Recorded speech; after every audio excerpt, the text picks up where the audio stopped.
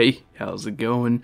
It's your man, Christopher the Rupel, and if you're hearing this, you're probably like, oh, wait, why is there a weird intro here? Well, before Drunken Book Club became what it is now, where we get drunk, talk about kids' books, and other such things, the original Drunken Book Club was this style and format, where I used to read, almost 5 books, 3 to 5 books in a month, and I wanted to talk about them, but I was very... shy, didn't think I was smart enough to actually talk about these books without getting drunk first and having a jovial time about it. So this is where this incarnation of Drunken Book Club is. There's about a couple handful of these episodes. I think they're fun. I did not want to get rid of them when we became Drunken Book Club, originally speaking of which. So here it is. Enjoy, and these are the new socials, DBC_pod for the Twitter account, and our new Patreon is patreon.com/drunkenbookclub. Think about supporting us. It may improve further stuff, yada yada yada. Okay, bye.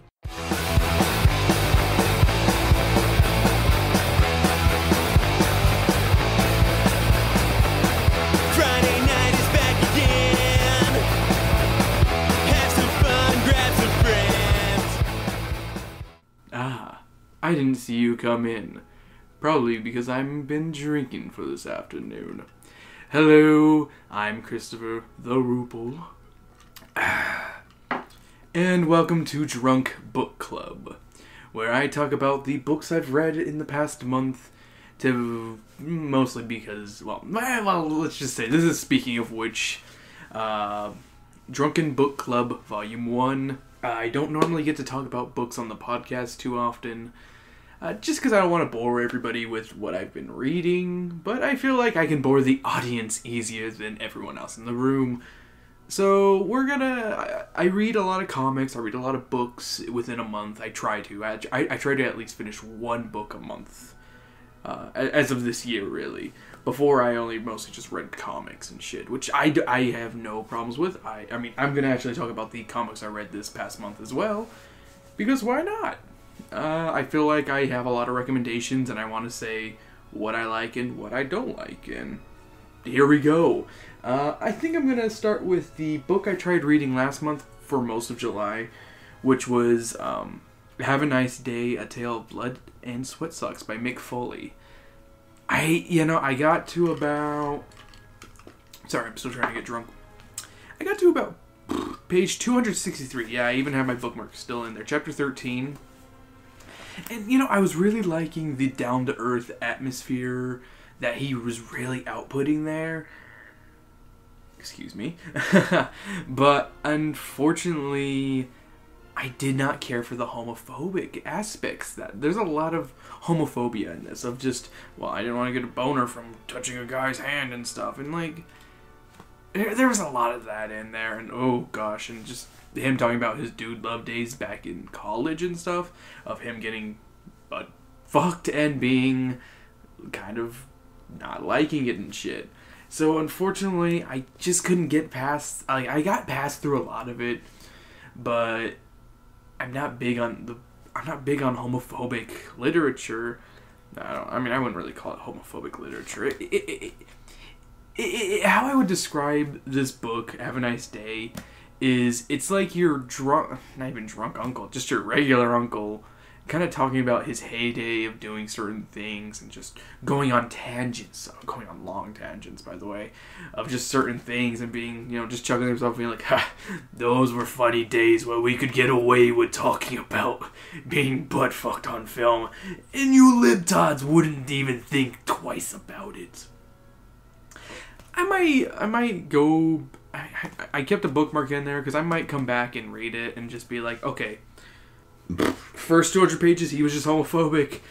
The next, how long is this book? 800 pages. The next 600 pages aren't as bad. But I mean, at the moment, I just couldn't get through that homophobic kind of nature. And it's kind of disappointing, honestly. I wanted to really like it because I do like Mick Foley. He's a really nice guy. he does a lot of charity work. He literally has a bedroom dedicated to Christmas. I mean, what kind of person could be bad when they do that? I'll tell you who. I don't know. But, maybe I'll come back to this one another time and be like, oh, you know what? It's not as bad as I thought. But we'll see. We will see. So that was the first book I tried reading this month. I followed that up with All-American Alien Boy by Alan Steele, which is a collection of short stories by, Alan Steele. These are more like down-to-earth sci-fi kind of stories, and they're really freaking good. I only read about halfway through because I was kind of feeling a little drained after a couple of them. Because, for me, whenever I read short story books, I have to read a couple, put it down, bring it back up another time. But the ones that I read, Lost in the Shopping Mall, is just this great depiction of just the cautionary tale of VR and how children can maybe be kind of lost in this kind of world. We can even say this is kind of how the internet became. This was written 92, I think. Let me see here. Actually, 93. 93 was when this one was written. Most of them are 93 and 94 are the ones that I read. Yeah, and then Mudzilla's Last Stand is a freaking amazing story of it's Truckosaurus. Originally was made, apparently, this Mudzilla was originally made by Japanese people. It's a throwback story to giant Japanese robot stories and American bullheadedness, and it is definitely a story of racism, which he actually he does an introduction for all of them. And I tried to read the story versus then the introduction and be like, oh, so that's what he's kind of going for. That's really neat. And I love his depiction of Mudzilla's Last Stand with the whole racism kind of thing. Hunting Wabbit. This one's a little less sci-fi comparatively. It's more about kind of getting revenge on on a critic. The only kind of thing of sci-fi about it is the comet coming to Earth about to kill everybody, and then a bunch of writers getting this revenge on this a-hole critic. I don't want to spoil it, but it's a really freaking good twisty turning tale. Sorry, I just gotta have another drink. Oh, and on this month, I'm gonna try to make this a monthly thing. On this month, I made a Long Island iced tea with a little bit of orange tangerine little drink mix, so it's a little orange lemonade thing, or not lemonade. An orange Long Island iced tea. And when I'm finished with that, I'm going to have a Hawaiian Punch Juicy Fruit Red. I bought this earlier today because I was like, you know what, I want to make another mixed drink, something that I don't normally go with, because I almost always go with Long Island iced tea. If you've listened to the podcast, you know that my go-to drink is Long Island iced teas. A long time ago, it used to be White Russians, but oh gosh, I'm not burnt out on them, but they're a little much. They can be a little much if you have too many of them. But yeah, I'm gonna have a Hawaiian Punch mixed with vodka later, depending whenever I finish this drink. I'm not really feeling too tipsy yet, so maybe I should just finish this drink, start up on that, because this is I had half of one, then I topped it off with some more Long Island iced tea mix. Yeah, I use mix. Ooh, bacon to crisp for that one. Ooh, just makes it easier. You pour that over ice with some of your whatever you kind of want to mix with it. Oh, it's really good. Then Riders in the Sky was the last one I read of this one. So I read about half of them. And Riders in the Sky is a historical kind of retelling of Jesse James' gang. If instead of trains and riverboats, we had skyships. It's pretty freaking cool. I might actually pick this one up again and read the rest of the short stories and tell you how they are on the next volume. But I strongly recommend Alan Steele's All-American Alien Boy, at least. He has another book that he had that I think I might actually go out and look for. I just picked this up because it had a weird title, All-American Alien Boy. That just sounds like a weird title to me. And to my girlfriend as well, Sam. Hey, I'm Sam. I'm over here. No, you're not. You're at work working for the state. Working every night at a dentist. Proud Mary gonna set me free. I really enjoyed Alan Steele's work. He doesn't really have a presence online that I could find. I didn't really look too far. I mostly just checked Twitter, which I prefer Twitter the most for like my kind of things. And he doesn't really have a presence there, so maybe he's kind of one of those authors. He's just like, oh, I don't really want to talk to you guys because, you know, you guys are all fucking weirdos. So that was the second book. And then after that, I was like, what can I read next? And I picked up One Flew Over the Cuckoo's Nest. Because usually whenever I buy books, I go on eBay. I usually go through thrift books. You can buy like you buy 4 books, you get like 10% off your whole purchase, or whoop-de-doo. You know, I buy a lot of books through eBay. And I also go to the local, if you live in Tucson or Arizona in general, you know, Bookman's. It's kind of like this, it's like a giant pawn shop, but mostly for books. But they have like legit almost everything. And, you know, I'll go and buy books through there, you know, if I find something cool. That's where I get a lot of my graphic novels, because I can find a lot of weird fucking graphic novels there. That's for sure. That was good. 1.5 of those. But yeah, I picked up, you know, One Flew Over the Cuckoo's Nest along with a couple other books. I think I actually picked it up along with the next book I'll talk about after that. But, One Flew Over the Cuckoo's Nest, yet another one I couldn't finish. I got about 60 pages in and was just fucking annoyed by the author's prose. Like, I don't know why he talks very, look, he's trying to sound so smarmy, and I'm so smart with how I write. Like, I always saw One Flew Over the Cuckoo's Nest being taught with, like, I remember seeing it in high school, being taught to classes, I'm trying to remember what they were called, like, the higher education ones or whatever, I don't know. But, I always remember seeing them, like, freshman or sophomore year with, like, kids with that, and I'd be like, oh, I'm kind of jealous, because I freaking love One Flew Over the Cuckoo's Nest, the movie. It's a fucking amazing movie, without a doubt. But, man, I looked, and like, I found it, and I was like, you know what? And I read, like, I went on Cracked. This was actually probably where I was, like, the most inspired to actually go out and pick it up, was, on a Cracked list, there was, like, you know, complaints of movie adaptations to books, top 25 list or whatever, blah, blah, blah. And I remember seeing them talking about how One Flew Over the Cuckoo's Nest, well, a good movie, was very flawed compared to the book because it didn't really look into Chief's, like, backstory and stuff like that, only kind of limiting him to the juicy fruit line, you know, and, like, what little screen time he had.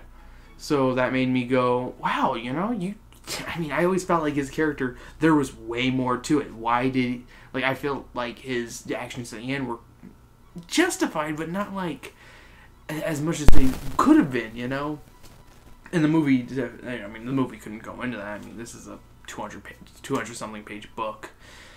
And unfortunately, I couldn't get through it. I thought it was boring. I thought it was dull. I thought how it was written was just, like, trying to sound so smart. Like, this dude has, like, a fucking, I don't know, he feels like he's so much smarter than everyone else. He's like, oh, look at me.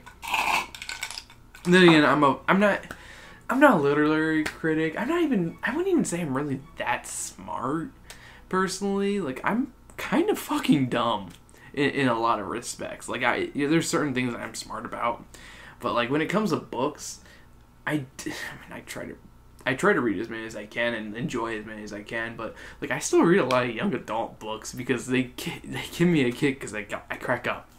I think it's like with movies.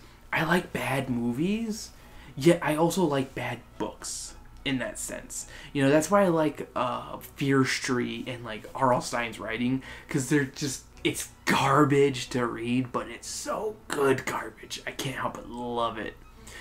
And, yeah, I mean, maybe that's why I didn't like One Flew Over the Cuckoo's Nest. I thought maybe it just went over my head. Maybe I'm just stupid, but I just didn't like it. You know, and you know, I read Michael Crichton, and a lot of people judge people when they read Michael Crichton books. I mean, I read Jurassic Park and Congo back in June, that and Jaws, you know, and I was like, oh, these were fucking good, you know, yeah. But I was like, I bet people were probably thinking this, I was like, oh, of course this dude read Jurassic Park and he loves it. He's a fucking dipshit. But you know, I'm gonna get into the final book I read, the actual book I finished this month, and I might get a little bit of criticism because it's like, Chris, it looks like you read mostly books that are based off of movies, and I will be the first to admit, yes, I like to read books that have been adapted, but I don't know why. That's how I've always been. Like, I've always liked book adaptations, and this one is not an exception. I've just heard this is a really good book. I'm pretty sure my older brother has read it, and he loves it, Paul. Shout out to Paul. He was in an episode one time. But The Exorcist by William Peter Blatty. Holy shit. If you are a fan of horror and love the Exorcist movie, pick up this book now. I'm dead serious. I picked it up for like $4 on eBay, along with One Flew Over the Cuckoo's Nest, which I'm actually probably gonna sell. And I absolutely adored The Exorcist. It is freaking, like, it's not as scary as the movie. I'll say that up front, but it's unsettling. It does make you go, ew, a little bit, you know? Before I get into The Exorcist, I'm actually going to get into my main drink. Oh, and this episode brought to you by Popov Premium Blend. Why Popov? It's because Joe got it for me. Thanks, Joe. When he drank all my vodka that one time. Yeah, Joe drank all my vodka one time. It was funny. We had a good laugh. But yeah, I'm mixing the Hawaiian fruit punch with some vodka. Very good. It's a nice blend. Nice blend of bland and blander. Just kidding. No, I like vodka. I like vodka with... Vodka mixes well with stuff. I like flavored vodka more, though, when it comes down to it. Yeah, when I make my White Russians, I usually make it with vanilla vodka and vanilla creamer. Gives it, you know, obviously it gives it a nice vanilla kind of taste, and I call that the Whiter Russian. I'm so creative. But yes, back to The Exorcist. Just, I don't know why, but he writes people so natural, so good and clear. Like, this was a 403 pages long, and like, I had a hard time putting it down. Like, I'm not gonna lie, I read a lot at work. When I have downtime, or if I'm on break, I'll pick up a book and I'll just read a little bit. You know, I'll be like, okay, you know, nothing's going on right now. I'll pick up a book and I'll be like, yeah. And this is gonna kind of sound weird, and maybe this is why I didn't like One Flew Over the Cuckoo's Nest. But I try to count how many times, or if someone has pissed, or if someone takes a dump, or if someone vomits in a book. Like, don't ask me why. It just always seems to happen in books whenever I read them, and I always get a kick from it. Like, it's usually in horror and sci-fi that it happens, depending on what kind of sci-fi or horror it is. If it's a sci-fi horror book, you'll kind of have that. Because, like, with Michael Crichton's work, the two that I did, Congo and Jurassic Park, you do have piss.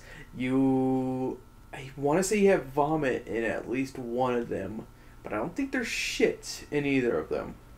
You know what? No. I think there is at least thrown shit in Congo. And you know, in Jaws, you do get a moment of like 3 people vomiting at once, going in a circle, going. It cracks me up so much each time. Don't ask me why. I just have a fascination with it. I'm not into like piss or poop or vomit play, but like whenever I read it in a book, I always love it how they describe it. Like, it's so poetic sometimes. Like, you have to be a poet of words.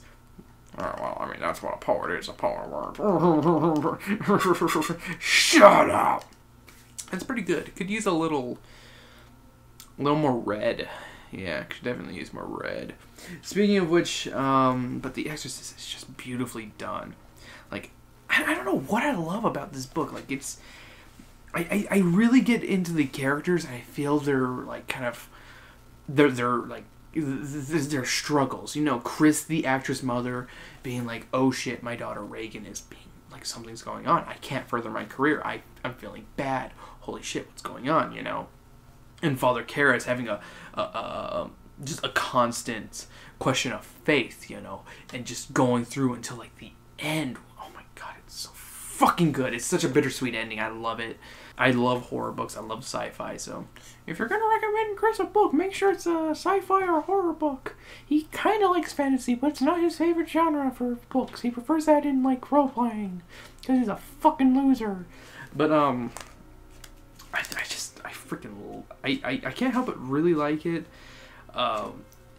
It does have stuff in there that the movie obviously doesn't have. There is a whole the whole plot of the director of Chris's last film that she was filming in DC is murdered, quote unquote. He is murdered, just so you know. And there's a detective named Kinderman going around and questioning who killed this. And then there's also 3 characters inside of Chris's house, which I thought was weird that they kind of left out of the movie, but kind of understandable because like one of them, well, the 2 of them were kind of tied in with the Kinderman plot, is the whole Carl and Willie, which are the Swiss helpers, and they're kind of tied into the Kinderman plot more than anything. I mean, they don't really advance the plot that much. They advance Kinderman's kind of story of like, okay, now I know you're innocent, even though I know you fucking, you know, you're a fucking madman, you know? Okay, he wasn't a madman. And then Sharon, who was the tutor for Reagan, which I thought was kind of a weird character to kind of leave out of the movie, but I mean, that's me. It's been years since I've seen Exorcist. Last time I saw it was like in when did the movie Devil come out? I think that was like 2010. Yeah, we bought tickets to Devil, but we went to go see The Exorcist on the big screen. Oh my god, it was so freaky on the big screen. And you know what?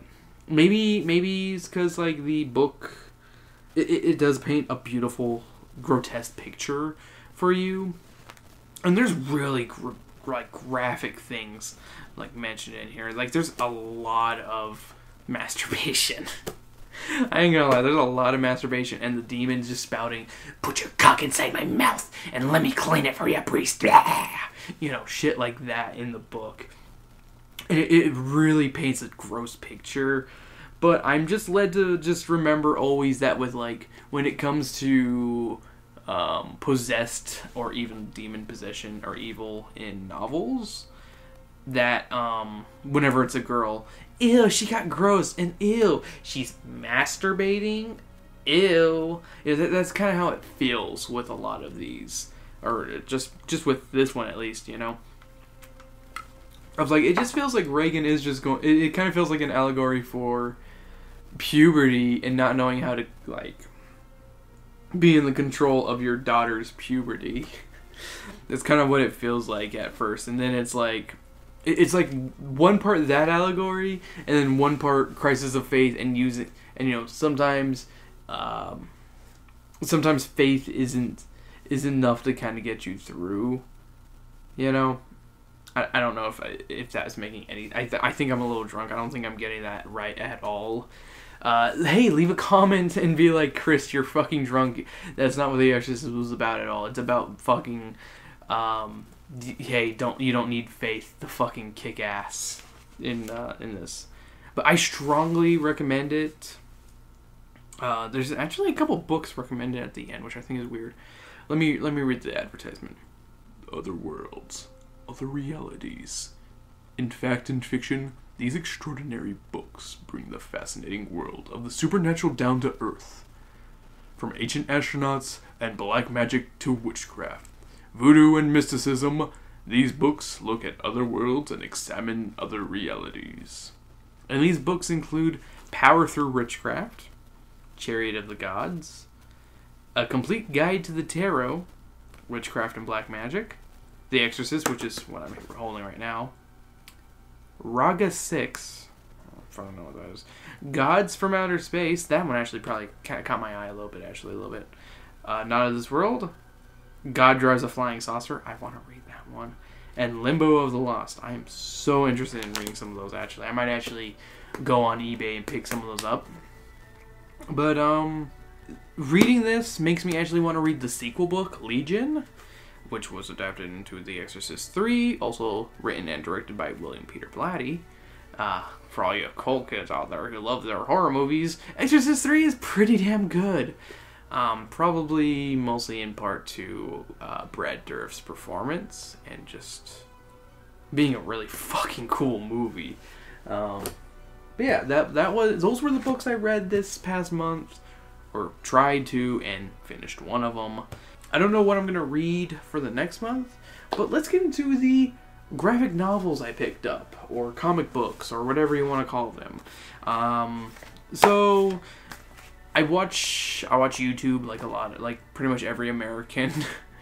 I watched YouTube, and there's a channel, I think it's called Cinefix, where they do a lot of different things. But the series that I like the most on there is What's the Difference? And that's also why it kind of got me back into reading books. That's actually the channel that got me back into reading books quite a bit, actually.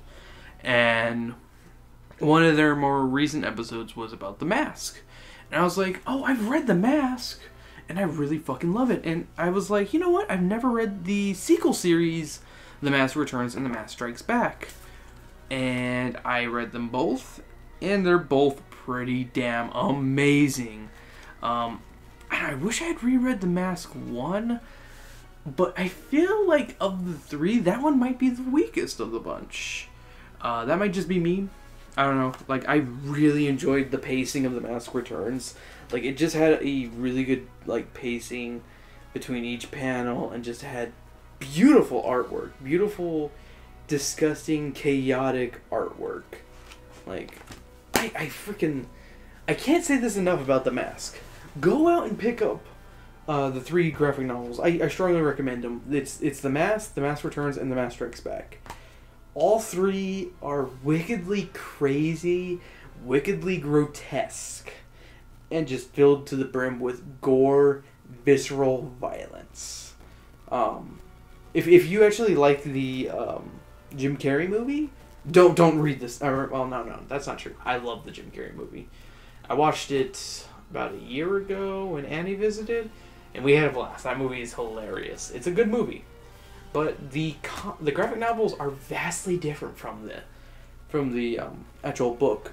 I don't know. I remember reading the original Mask and knowing it's a grim, dark, creepy book, and being like, okay, that's enough for me for today. And I knew that there were sequels, but I didn't know that there were 2 sequel books, though, technically. Because there's The Mask Returns, which is literally a continuation. I mean, they're all continuations. Like, a legit continuation from each other. And I don't know. Like, I don't know what makes me like this series so much. Maybe it's just the visceralness. Maybe it's just the gore. The parody of classic cartoons, and just being so straight up about it, and being like, hey, we're gonna be like, okay, there's gonna be a fucking like safe falling on somebody's head, but they're gonna be fucking a splatter on the cement. Enjoy. It blows me away, you know. It's crazy to me that these books were adapted, for fuck's sakes. Like, that blows me away that someone went, oh, I'm going to adapt the Mask into just a silly comedy. Like, well, okay, what year did The Mask come out? Let me look that up real quick. I apologize, future Chris. I'm gonna be looking up stupid stuff like this. Okay, it came out in 94, so did The Mask Returns come out around that time? Okay, so first edition came out in 94, The Mask Returns. So the original graphic novel came out before it, and then this one maybe alongside, or maybe around the same time. Maybe they're like, we can continue it. Really, I recommend them all.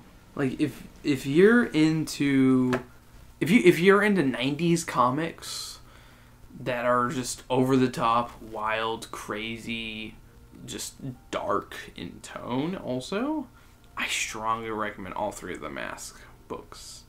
That's just me, though. That is just me. I mean, I can't speak for other people. You know, other people might be disgusted by the filth and stuff that are inside these books.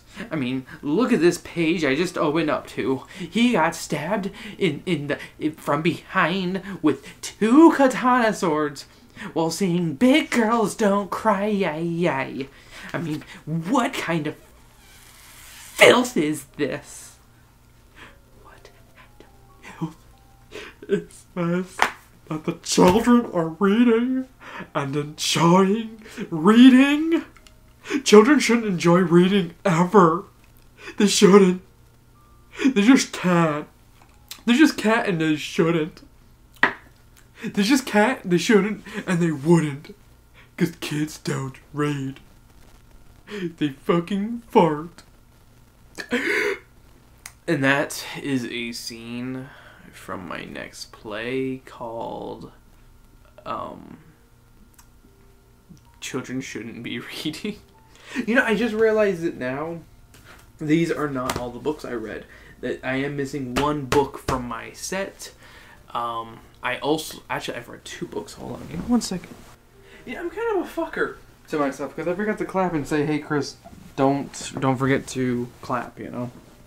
I read 2 books by Junji Ito, which is he's a manga writer / artist. I mean, I guess you could just say writer artist, but I don't know. Do most manga people just refer to themselves as artists or writers? Write a comment and let me know, because I actually don't know. But I read 2 of his books. I read Uzumaki, which translates to spiral. I bought the compendium? No, I don't know what the full collection. But I bought I guess it's called the deluxe edition, if I remember correctly, of Uzumaki. And if you've never read Uzumaki or any of Junji Ito's work, just type in his name and what am I talking about? Google search Junji Ito, and you'll kind of be like, oh, I've seen these kind of images before. Like, they're freaky ass shit. Like, if you're someone who follows my stuff, I usually like to retweet and like a lot of people's work, and yeah, without a doubt, Junji Ito is one of my favorites. And well, he's actually become my favorites. One of my favorite. He's probably my favorite horror manga person, because I've never read any other horror mangas. Hey, in the comments, recommend me some horror mangas, because I am very interested. I guess Triple X Holic, isn't that one? Isn't that a horror manga? I don't know. Sam's got it. I might read that. We'll see.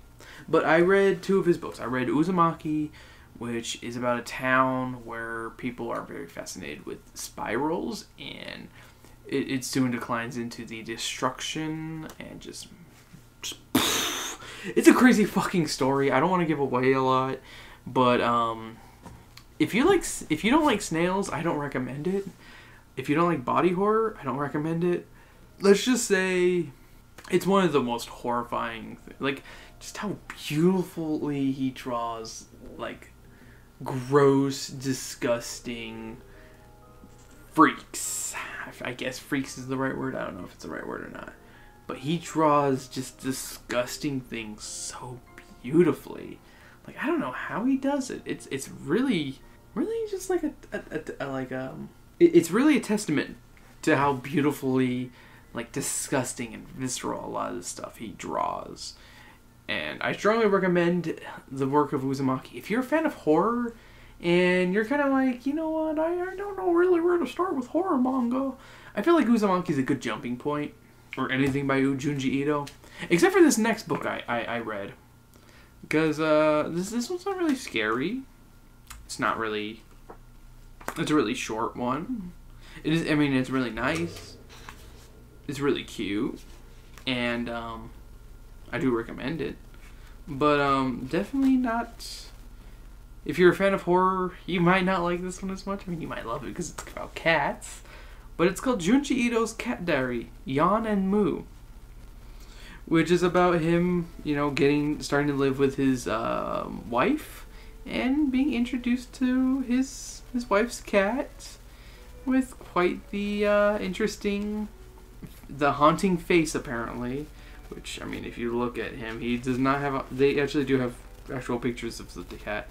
He does not have a haunted face, but he does have a skeleton's, like, the outline of a skeleton, like, like the indentation on a skull, when you have no eyes, the nose, and, like, the mouth. That is on his back, which is pretty fucking cool, actually, for a cat. If I had a cat named that, I would have named him Boney. No, Mr. Mostly Mittens. But yes, you know what? Yeah, that's the thing. If I had to recommend two of Junji Ito's books, mangas, for all those cool people who are like, just call it manga already, Chris. I will not, and I am on my. I gotta finish up this one and punch, so I gotta add a little vodka to it. It's like a shot, I hope. I'm pretty drunk now, so that's why I'm kind of like flip-floppy on everything. This is gonna be a pretty short episode, because I'm pretty much done with all my books that I've read for the month. But, wait, I haven't even really talked about, Yan and Mu. It's just a cute story about, Junji Ito learning how to live with cats with his wife. And it's just a cute little diary series. I recommend it to anyone who just loves cats, or even if someone who's like, if you're questioning about wanting to move in with somebody with cats, this would be very, I would say this is very, what's the word I'm looking for? Very on the nose of how it feels, because in the early one of the first pages she asks, "Oh, would you say you're more of a cat or a dog person?" And I think he answers, "I'm like a fish person or something." Hold on, I gotta look it up real quick.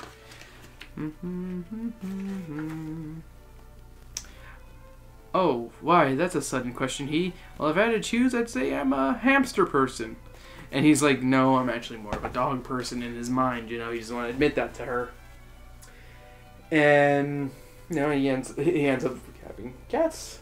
Two new cats, Yan and Mu. It's a cute story. I recommend it to anyone if you like Junji Ito's work and kind of want something a little more down to earth, a little more silly. Silly is for sure one of the things I would say about this. This book had me and Sam just cracking up. Like, it is such a funny and cute little story. And I recommend Yan and Mu. I also recommend Uzumaki. And I recommend The Exorcist. And I recommend the Mask Trilogy. So that's volume 1 of Drunk Book Club, starring Christopher the Rupel. Hey, if you like what you heard, please... I'm really curious to know. In the comments, just let me know, hey, I really liked it. I'd like to hear more. Or maybe you have, like... Maybe you don't want to admit you liked it, but you have book recommendations. Write a comment in the SoundCloud one. I post this on SoundCloud and iTunes. So, I mean, I really like the feedback that we get. I like to read it. I read it even though people probably are like, "Oh, he's not gonna comment back. Oh, he's so fucking scared. He's a fucking pussy." Yes, I am. But you know what? Your mom's a bigger one. That was strong. I put too much vodka with that one. But yes. But no, or even if you don't want to comment on SoundCloud or iTunes, hey, do make sure to hit the like, the subscribe, the heart. Just it really does help people find us if you leave a 5-star review on Amazon, on iTunes. It just helps people find us and helps the podcast grow. I'm seeing new people every week, and it has me excited. It has me excited to see if we get a bigger audience. It makes me happy. I don't know. That's just me. We've been doing this for 100-something episodes, and it just makes me happy to see whenever people are like...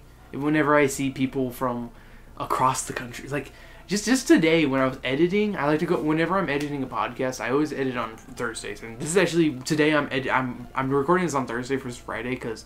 Unfortunately, we can't meet up tomorrow like normal. We usually meet up on Fridays and record, and it usually takes me until Thursday to finally get off my ass to finally edit, because I have a full-time job. And, you know, I usually... I look at SoundCloud 2 times. I look at it on Thursday and Friday. And I always get the greatest joy whenever I see people not from Tucson, Arizona listening to our podcast. And right now, the number one...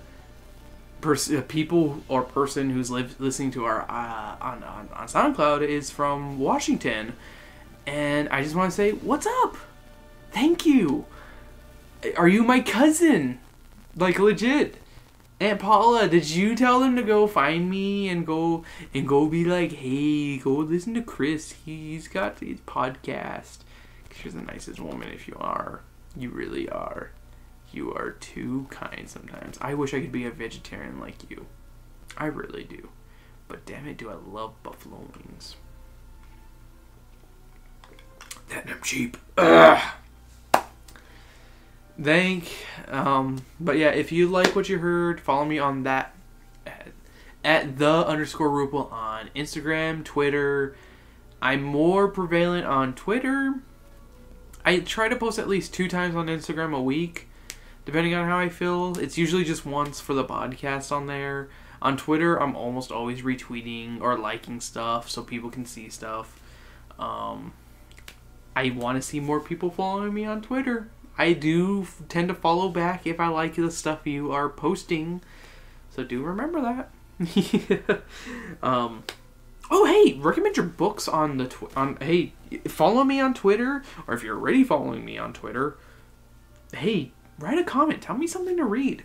Whether it's a comic book, a manga, a graphic novel, or just a regular old fucking book. Because I'm literate. I like to read, obviously. This has been Rupel's Book Club, Volume 1. Drunk Book Club. Thank you very much. You know, hopefully there's a Volume 2. I'm going to be sad if this is bad. But I think I had a pretty good conversation with myself. I tend to think I have good conversations with myself. I still have no clue what I'm going to read for next month's books. But, you know... Que sera, sera. Whatever will be, will be. The future is ours to see. Que sera. I'm gonna go fucking lop my dick off after that one.